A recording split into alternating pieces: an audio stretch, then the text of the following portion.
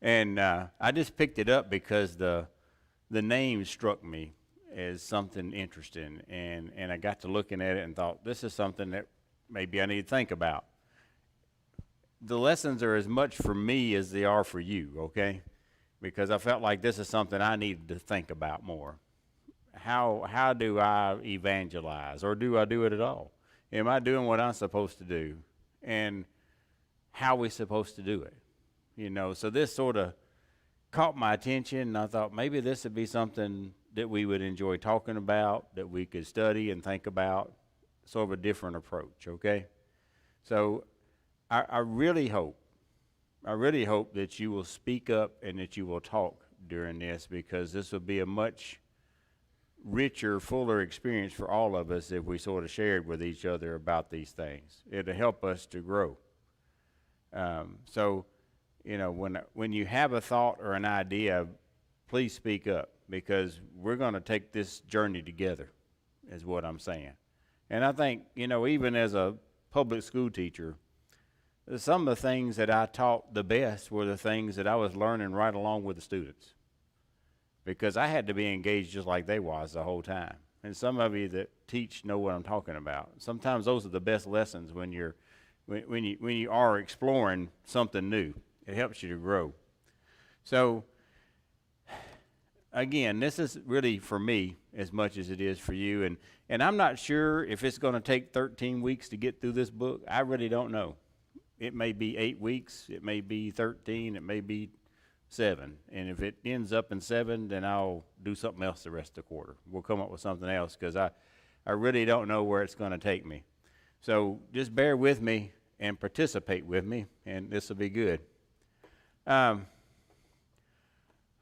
You know, I wrote down here just sort of an introduction, and then we'll talk a little bit about the author of the book too, so you'll know a little bit about him. And because I'm going to use stories from him and things I think it's important for you to understand who he is. You know, I've done what I'm doing right here for many years.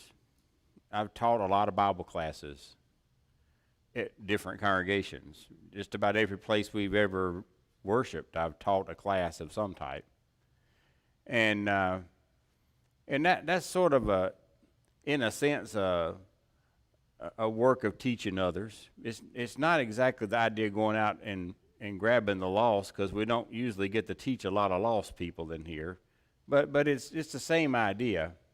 But what's interesting about that, in all the years I've really taught, I really don't know what impact I've had. You know, and I'm sure Brother Johnny can probably understand this a little bit, because when he preaches, you don't always know the people that you reach. And you often probably wonder how many people you've impacted and you never knew about it. You know, as far as I know, the only 2 people that I've impacted are my own children. I know that I taught them, and I know that I baptized them. But outside of that, I really don't know. You know, so it really makes me think about, am I doing what I ought to be doing? That's a hard word to say. Am I evangelizing people like I should? Does that make sense? And I hope that for most of us, we probably wonder that. You know, am I doing as much as I should be doing in regard to sharing the gospel with those that are lost? You know, and then how can I do that? Now, I'm going to tell you a little bit about the author here. His name is Matthew Morey. Well, it's spelled like Maureen, but it's Morey. I actually saw a little video of him, and he explained to everybody how to say his name. So the interesting fact about him, he grew up in Nova Scotia, and he was completely unchurched. He tells his story in the preface of the book, and I don't normally read the preface of a book, but I did on this one because I wanted to know about him. And his story was this: he was unchurched. He said, "I remember the first time I went to a church." He said, he said, "I really don't know why Mama dropped me off there." He said, "Mama dropped me off at the church and drove off." And he said, "I went in for a few minutes." He said, "I felt completely out of place And he said, I really didn't know why people were there to begin with. He said, I spent the rest of the day, he said, I snuck out, and I spent the rest of the time while I was there looking in the windows, seeing what was going on in there. Because he really didn't know, and he felt uncomfortable in that sense. And he said Mom finally came by and picked him up, and he went on his way. And he said, I never went in a church again until I was a teenager. And then as a teen, he went back to church again, but the reason was not because he was looking for Christ in that sense. And he freely admits all this in the book. But he talks about how the thing that got him to go to church the second time was he thought that the preacher's daughter was really pretty, and he wanted to get to know her, and that the preacher's daughter, the preacher told him that if he would come to church with him, that he would feed him whatever he wanted on Sunday after church. So he said, hey, what have I got to lose? Get to sit with a pretty girl, get a great meal afterwards, pretty good deal. So anyways, long story short, the more he kept going to church, he started listening to the lessons. He started learning from what he was immersed into. And he also said the thing that was impressive to him is that the people in the church were so giving that they didn't expect anything in return. They would give him things, but they never asked him to give anything back. They were just super good to him, and he had never been exposed to that kind of thing before.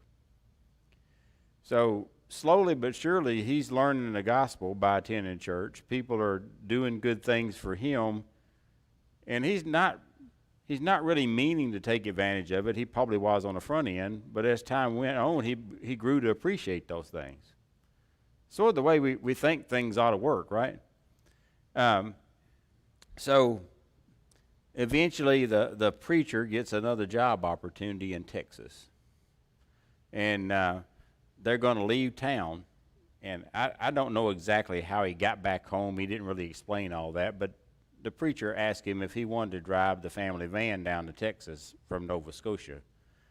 And he said, that was a pretty big offer. He said, I'd never been anywhere before. He said, so I thought that would be exciting. So I don't know how he arranged that, but he went with them. And he traveled down there with them, and while he was there that summer, he went to a church camp. And at that church camp, he became a Christian. Now, I think we'll learn more about that story as we go through the book, about what happened with him and that family and those kind of things. But his story was one that I thought was interesting, and it really wasn't the normal way that we think of evangelism happening, is it? What do we think about when we think about evangelism? What's the first thing that comes to our mind? I can tell you what it is for me. My dad in the 60s, after he became a Christian, was very active in personal evangelism. And he had the record and the film strips from the Jewel Miller thing, and he went all over Hermitage and Donaldson showing people those film strips and playing that album and working that little book. And it was effective in its day. It was a very good method of teaching people about the gospel. And my dad learned a lot about the gospel by doing that. He didn't know when he started. He just said, I'm going to do it. And he fell on his face a time or two, but he kept going until he got good at it. And he had a friend that helped him through that process. So when I think about evangelism, and particularly personal evangelism, we tend to think about that, don't we? I'm going to go sit down, and I'm going to crack open the Bible, and I'm going to go through here, and I'm going to tell everybody what they need to do. But this book talks about what it calls natural evangelism. So given the story that you just heard about the author, what do you think? I want y'all to tell me, what do you think he's going to tell us natural evangelism is as we go through the book? What's it going to be?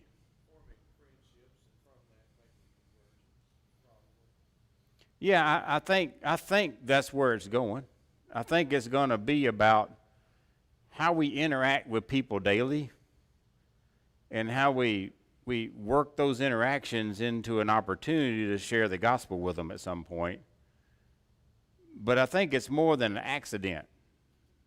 You know, I work in an office with people of all different types of Christian faiths. But the girl walks across the hallway from me. She's a Baptist, and we were talking about my lesson today. She said, well, what are you teaching tonight? And I was sort of explaining the book to her. And she says, yeah, that sounds great. She said, that's what we ought to all be doing. But the idea was not that what we do with people is just an accident, but that it's sort of purposeful in the way we plant those seeds along the way. Does that make sense? But it comes about in a natural kind of way.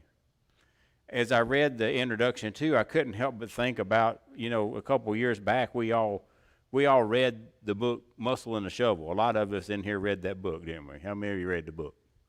There's quite a few of you. Great book, wasn't it? I mean, it was an inspiration to me, but I think that's what the guy in there did.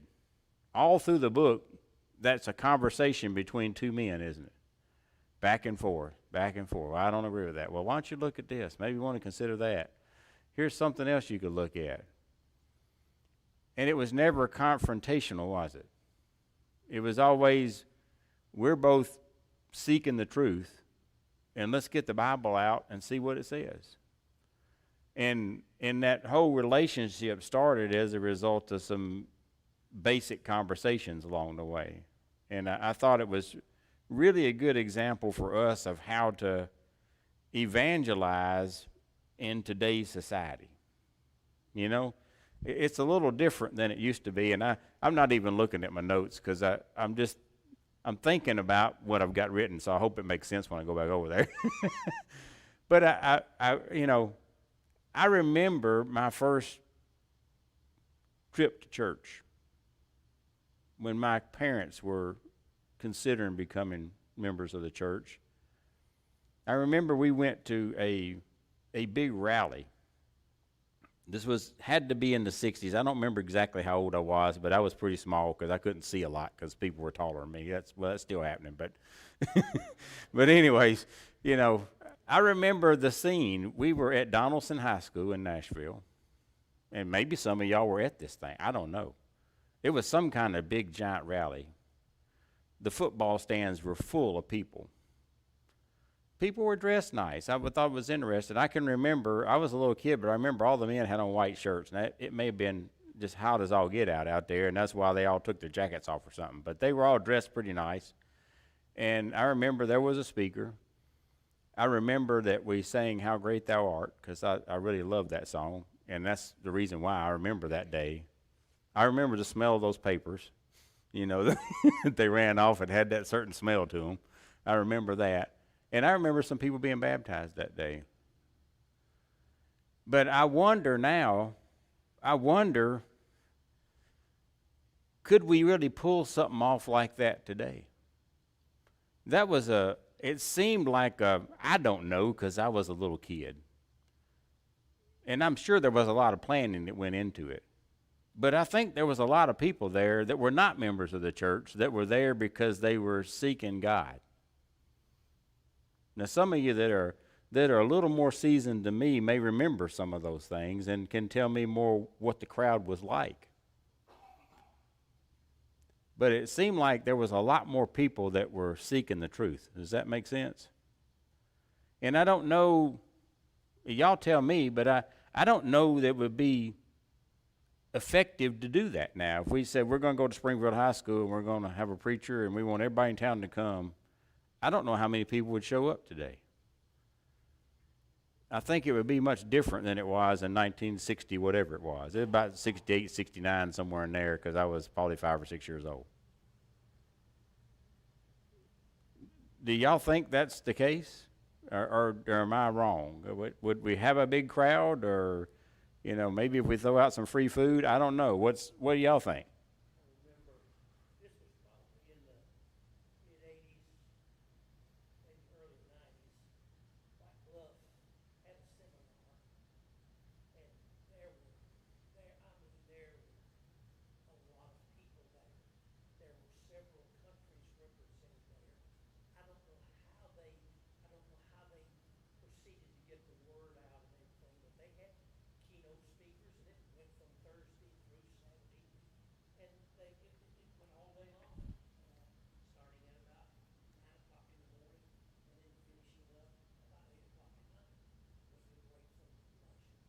Right. I remember the very last night, the keynote speaker was a black man from Illinois, Indiana, Indianapolis, Indiana. I cannot remember his name, but he was a big man. And he talked about the they group in Acts. And I mean, at the end of his sermon, when he extended the invitation to Christ, there were 103 responses. Of course, most of them were restorations. But I mean, it was elders, deacons, preachers, missionaries, and there were 3 baptisms. And I mean, to me, that was a pinnacle in my life. Right. And I don't know how it was put on. I don't know what it took to get all of those people together, but it sure did make me feel good. It made me feel good. It made me feel like I was a part of a group that knew where we were going, Right. and it did wonders for my life. And I'm not asking the question is whether those events are effective anymore to say that they're bad to do.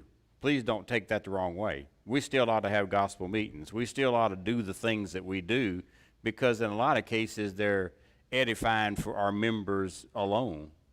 But we don't see a lot of people walk in the door that are not members anymore, do we? Like we used to see. It's hard to do what I would term a cold visit with somebody and expect them to just show up.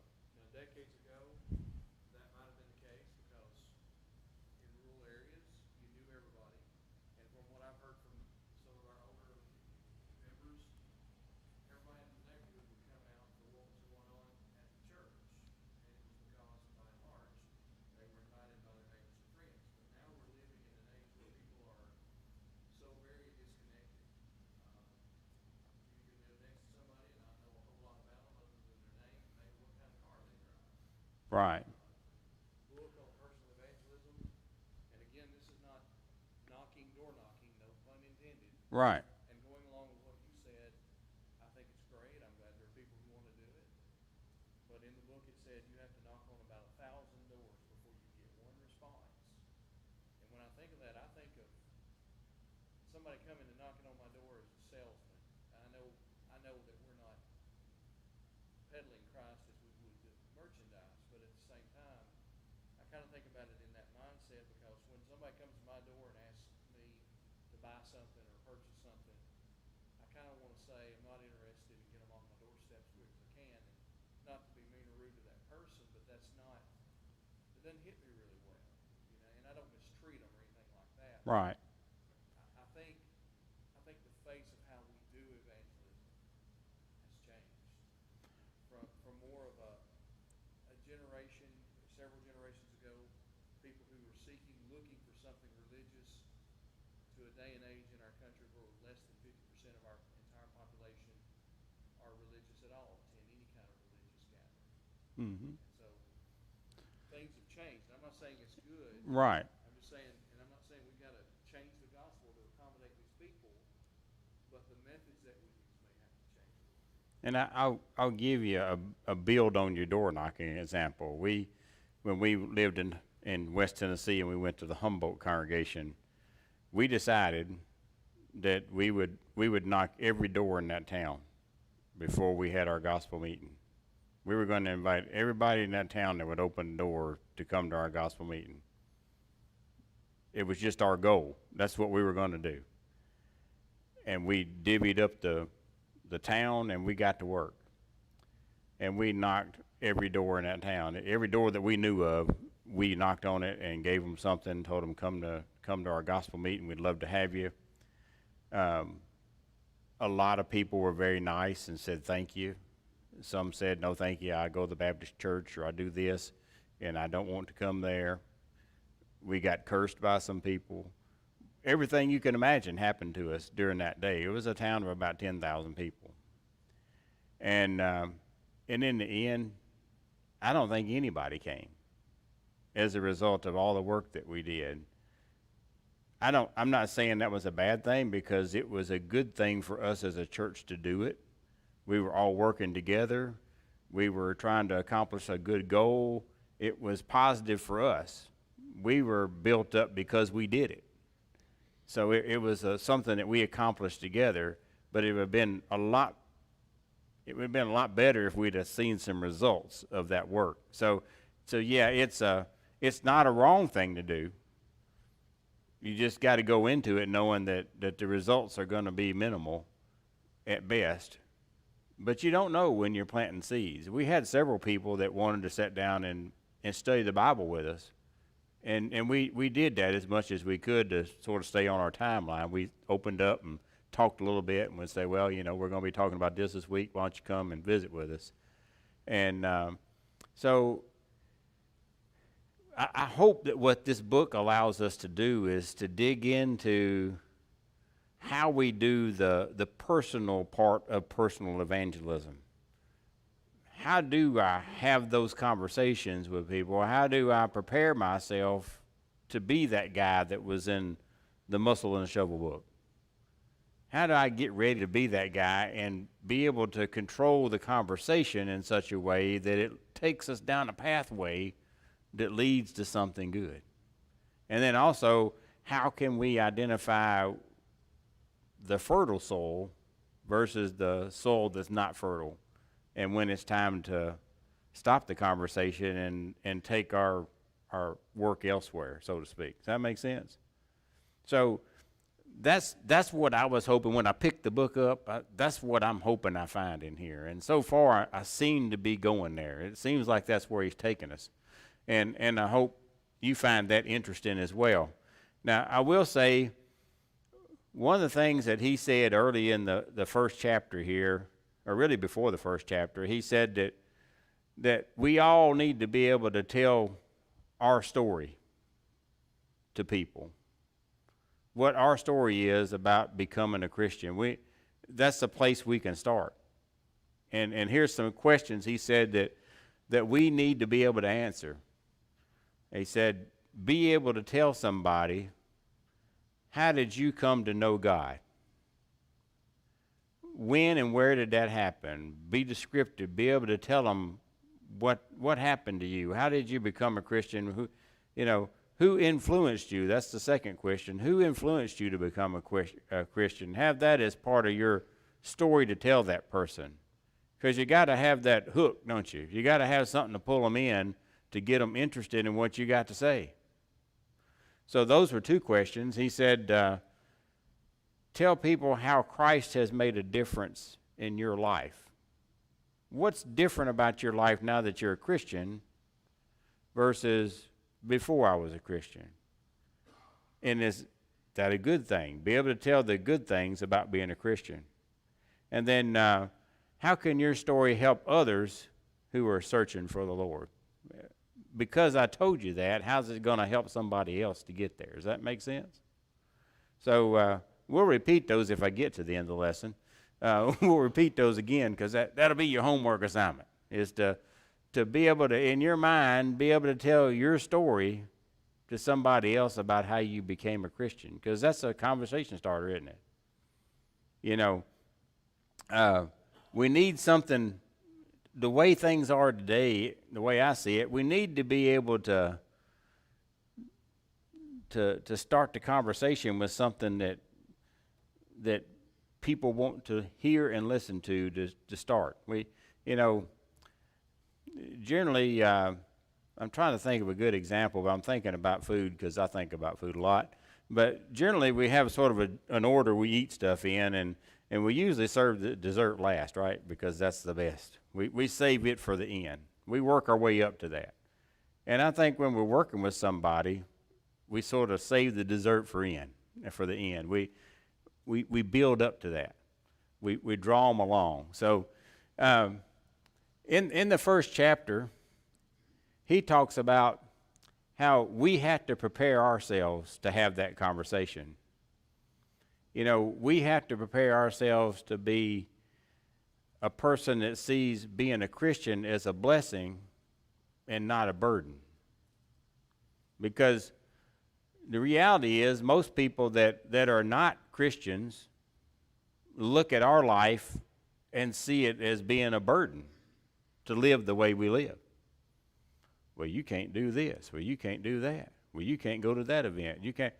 They see it as a burden or a barrier to the things that they want to do, because they don't understand the blessings of being a Christian and the good things that come from not doing those things. Does that make sense? Especially if you've grown up not knowing anything different.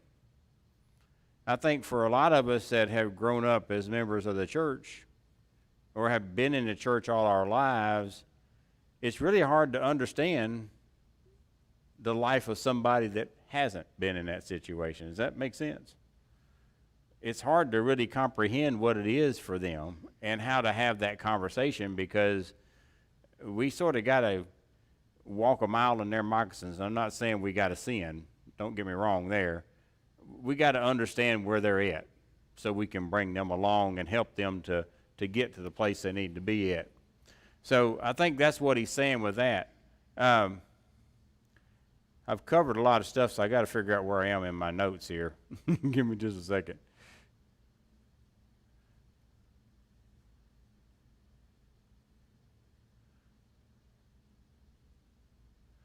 He also said here, he said, in order to be effective in sharing the gospel with other people, we got to believe a couple things. We got to believe that the gospel is life-changing, that this is important enough that it's going to make your life different if you'll accept the gospel and live that it's going to improve your life. That was the other thing that he said. And as well, that it's life-giving, that eternal life is a result of living as a Christian. It gives us that eternal life. But we sort of got to buy into those things as well as a Christian. And to be honest with you, a lot of the things that we're talking about, even as Christians, sometimes we struggle with. So we got to get ourselves in the right position.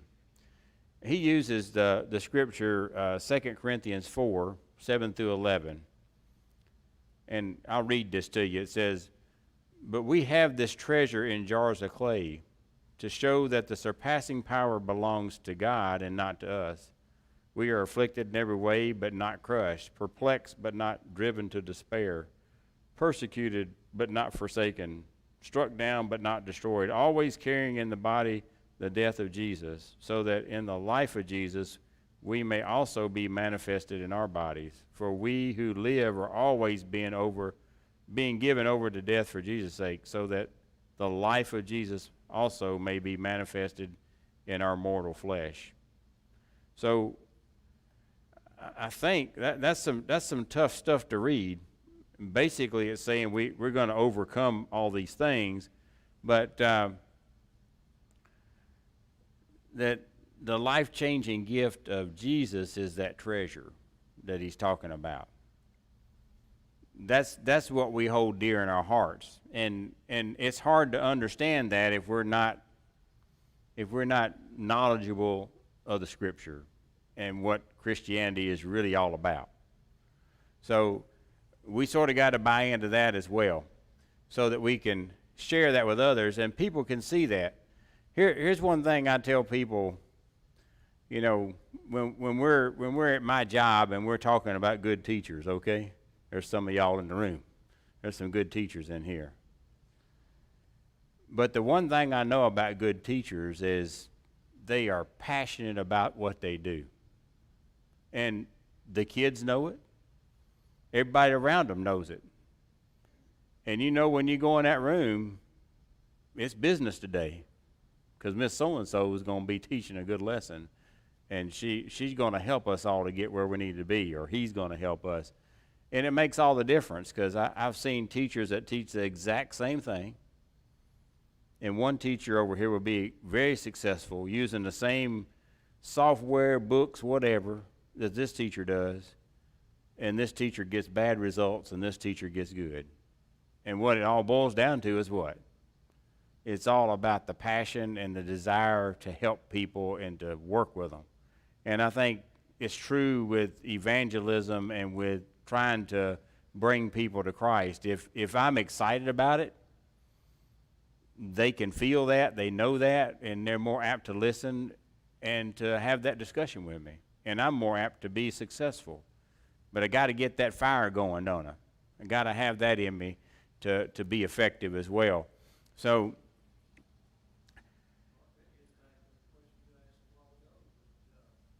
Large assemblies draw crowds today come hear the gospel. I think the people out there that are looking for the truth as much as probably as anything.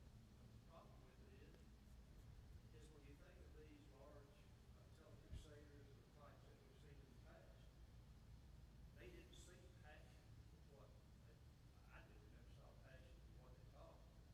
I saw greed for all money that they get out of it. You think back about Jim Bacon, Annie Clay Baker, and all the Travis lived, and there were several others like it, that you didn't see really them living that example, being that shining light, just like the scripture just told us. Basically, what it told me just then was that it should be that the life that we live in Christ should show you. mhm. I think what a lot of people in the world, this country especially, have seen is that it's more money, a money grab, than it was an actual life change or even, to me, just teaching the truth about it. Because so much of it was distorted for the effect of gathering large crowds and making money off of it. Mhm. It actually did the truth of what the Bible says. So, what I've seen over my years is that, to me, most people that are very spiritual and that are righteous people, I guess would be the best word to use there, they're not concerned with what the people you were talking about are concerned with. The money and the material things are not even important to them. If they have them, that's fine. I've known some people that were very wealthy, but they were still very spiritual and righteous. But I've known a lot of people that didn't have a lot that were very righteous, and it didn't bother them at all. That was not what was important in their life. What was important was being a Christian, and Jesus was the forefront of everything they did. Living the right way was at the forefront of what they did, and they would share that with you if you ask them. And I think living in the society we live in, with all the materialism and things that are around us, it's easy to get caught up in all that and sort of lose what we just talked about, that focus on what's important in life, and not so much focused on the monetary things and the wealth and those kind of things. So I don't know. That's the struggle we're in, because I look at the church and it concerns me because, we're baptizing our own, and sometimes we're swapping people from one church to the other church building, but we're not bringing in new folks like we used to. It don't seem like to me. Now, I grew up in a time when the church was booming, and from now, and I can see a lot of difference in the number of responses and those kind of things. It's just not what it used to be. So the reason, and I'll sort of, because I know we had the first buzzer. That's what drew me to this book and what we're going to study is how do we do it different and not be unscriptural, okay? Because there's got to be something in the middle there. Y'all understand what I'm saying? I'm not saying quit doing what we're doing. Please don't think that. I'm saying we got to do something different. We got to figure out a way to reach those people that are not looking for God right now, something that will spark their interest in some way, and I'm not saying entertain them, something that will spark their spiritual interest to get them to take the time to sit down and study with us. And I don't know exactly what that is. I'm hoping we find that out. Maybe some of the examples in the book will help us to understand how we can do that better, because I'm just going to be honest with you. I don't do it well. And I'd say if we're all honest, for a lot of us, we got a lot of room for improvement in that area, don't we? Maybe you do a lot better than I do, but I can tell you that's an area that I got to work on. I enjoy getting to talk to my friends at work and share with them when I can. and I take advantage of those opportunities. When the door is open, I stick my foot in it. Okay, but it's not the easiest thing to do today, especially in the work environment. You got to sort of be careful. But that's what I hope we are able to learn and to grow from this study. So next week, the title of the chapter is called "Allow God to Take the Lead," and then there's some scripture that's interspersed within the book, and I won't be on vacation this week, so I'll have more time to build more stuff into our lesson and help us to grow further. But I hope it sparks some interest in your mind tonight, and let's see where it takes us, and be thinking about that. Be thinking about how you could tell your story about becoming a Christian with somebody else. Thank you.